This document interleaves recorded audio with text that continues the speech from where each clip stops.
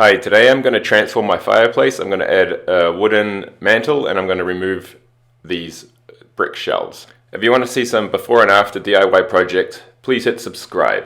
If we take it off, where am I going to put my roll of tape? Because I'm cutting brick inside of the house, it's a good idea to mask off. Although my wife helped me with the vacuum cleaner as I cut, and actually it didn't get too dusty, surprisingly. The lower shelf will stay in place and be used as support for the mantle that I'm going to put on. The upper shelf I cut with the grinder and then used the chisel to shape it to match the rest of the fireplace. Now I got my laser level out. I don't really do anything without my laser level when it comes to getting anything lined up. It's just the easiest tool to use. So I drilled a 3/4 inch hole that I was to install 3/4 inch all thread to hold the mantle. I used 3 of them, and also they went about 5 inches deep, and I also had the brick that was sticking out as structure too. I knew this would be plenty strong enough to hold a mantle because really nothing's going to be sitting on that mantle that's going to be heavy anyway. After drilling the holes, I used a vacuum cleaner to suck away excess dust out of the hole, but I knew the vacuum cleaner probably wouldn't get all of it.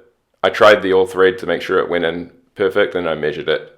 I found a new way to heat myself. I blew the dust out with a straw, which worked, but it wasn't pleasant. At least I saved a few seconds actually picking up my goggles, which are close by. Time to put in the wood mounts that the mantle will attach to.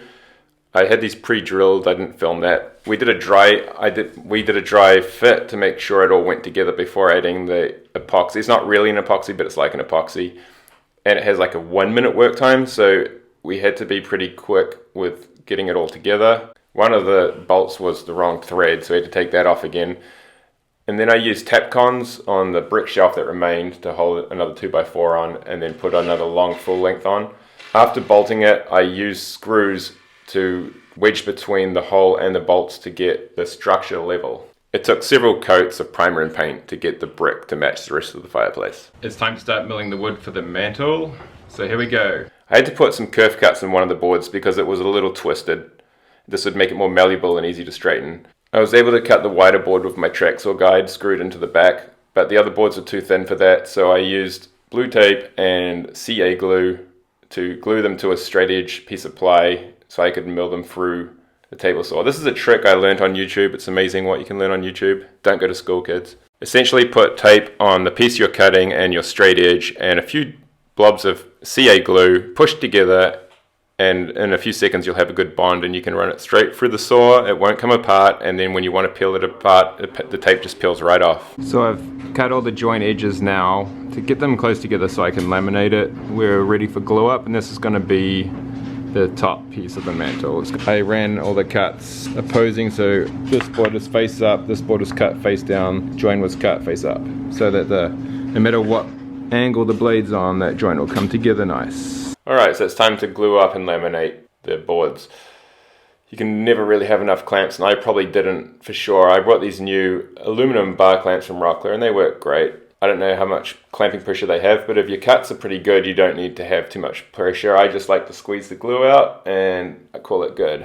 I use cowls to keep the boards from cupping when I clamped on, and I think I definitely used every clamp that I had.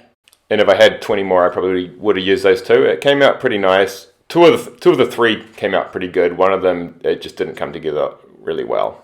I only clamped one board at a time because that's really all the clamps that I had.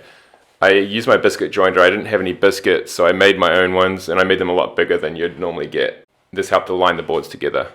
Well, it should have, but really it's probably the last time I'll ever use this biscuit joiner.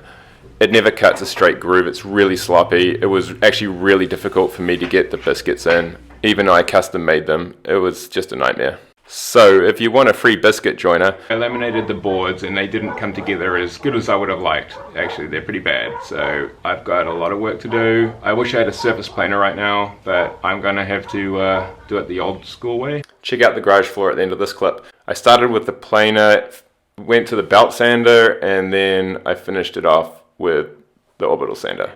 I mean, you get the point. I have a hookup for my vacuum for the orbital sander and the belt sander. Now that collects a lot more dust, but the belt sander still throws a lot. I actually don't use it too often for that reason. The mantle is just a hollow beam construction. I'm cutting all the miters at once. I started off with a square cut and then switched to 45 degrees That way all my boards would line up perfectly when I put them together. For my long grain bevel cuts, I used a lock miter bit to hold them all together. This is the first time I used this bit. It worked really well, although I think I need a better router because I can't adjust the speed of my router and I would like to run the blade at a slower speed. I did 2 passes. See, that's my first pass, and then I took away the 1/2 inch MDF board that's on my router fence for my final pass. That way I wouldn't have to readjust the blade. For this miter bit, you do a vertical run for one joint and you run the board horizontally for the opposing joint. Okay, so I got all the pieces for the mantle cut, and now it's time to glue up. Glue! This project was done at the end of the summer, and the idea was to have it ready for the holidays. Otherwise, where is the elf going to sit?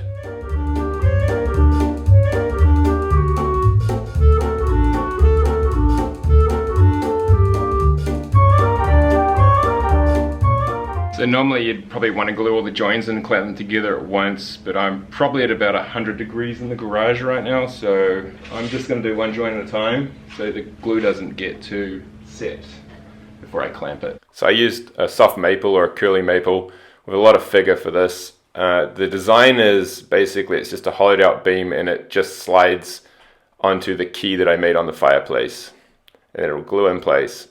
It's a simple design, but simple is good for a mantle, I think. This is my first time using a lock miter for a miter, and it takes a little bit longer to do when you're cutting it, but when you go to glue it up, it just saves a lot of time and you get a really nice join. The mantle was part of a larger project as well as painting the fireplace. It was to reuse the room in a way that made sense. There was a lot of wasted space. The project wasn't very expensive. I probably spent about $150 on the lumber, and then there was a gallon of paint and a gallon of lacquer, and that was about it. So it was all up probably under $300. The return pieces that I'm gluing up now were cut from the same length as the face piece, so that's all grain matched. Obviously that is a nice way to do it. And it's just a miter with glue and tape and a couple of clamps, and that joint came together really easy. The house I'm living in now was built in the 1950s and really hadn't been touched much other than one renovation in the 70s. I'm going through and slowly fixing it up, one room at a time. Here I am scribing the mantle to the brick fireplace. These bricks have curves to them too, from like top to bottom. Making the scribe was kind of difficult because I had to assume how much it would curve, so I back cut as much as I could. This is my first cut with the jigsaw. I actually went back afterwards with a grinder to grind more off and fine tune it. There were some holes that I had to fill. So I used some walnut that I had. I got the sawdust by sanding it and mixed that in with some CA glue, and it came out perfect. In the olden days, like every project before this, I would have used sawdust and wood glue, but the CA glue is just a much better finish, as it dries clear rather than wood glue, which can darken when it dries. Also, it cures really quick. This is another hack that I learned from YouTube, along with many other things. And I'm always trying to learn new things. Even if I'm used to doing things a certain way, there's always the possibility that there's a better way to do it. So I'm always looking for new ideas, which I often find pretty easily just by watching YouTube videos. I love watching woodworking videos myself. I hope I can make a good one day. And thank you for watching me. I really appreciate it. Back at the paint booth. So this is my HVLP sprayer, and it works really well. This is the first time I've used a clear lacquer, and I got a really good result. I did 6 coats over 2 days. It came out looking really nice. Just time to slap a little PL on there, which holds everything to everything like nothing else. I love PL, it's really good adhesive. I put tape around the perimeter and cut it flush with the scribe cut, so when I go to caulk, it'll be protected from the caulking and wipe off easy. I didn't just scribe it one time and glue it on either. I mean, it looks like that on the video, but I actually had to do it a few times. There's always like one part of the brick that was just catching somewhere, and I had to kind of fine tune it. Eventually I got a nice tight snug fit. That's what she said. Well, no, that's actually what he told her, but anyway, that doesn't matter.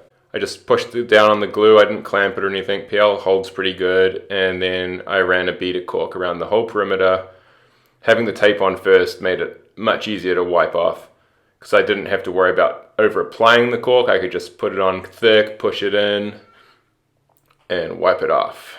Fortunately, I avoided doing the cut and paint because my wife did that. She did actually all the paint on the fireplace, and she did an awesome job. She's a very talented, pretty, beautiful woman.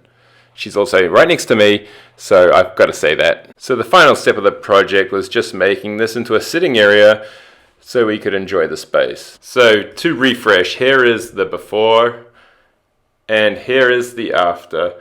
If you want to see some more DIY projects, stay tuned, hit the like and subscribe, and I'll see you next time. Catch you around. Adios, sayonara, auf Wiedersehen, chimichanga.